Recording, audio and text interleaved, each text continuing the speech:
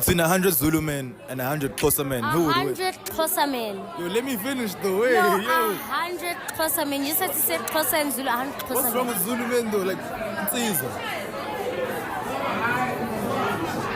Okay. Quick. Manje kula 100 Zulu men versus 100 Xhosa men. Kasobani bangawina.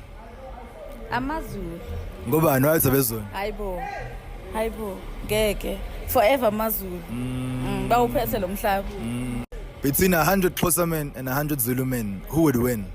Hayibo, Zulu man obviously. Why Zulu men? Why not Xhosa? Hayibo, banalento lena nje. Yamabhlue mfethu, come on. Mabhinga. Ne. Lento yethawula lena, give me. How? Eshe ntombi. Dudu ntombi, angisuke uthanda. Yeah. Yo, let's calm down. Let's calm down.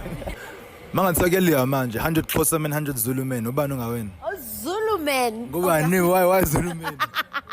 Why Zulu men sisami? Singabe thina. Eshe. Singabe. Eshe.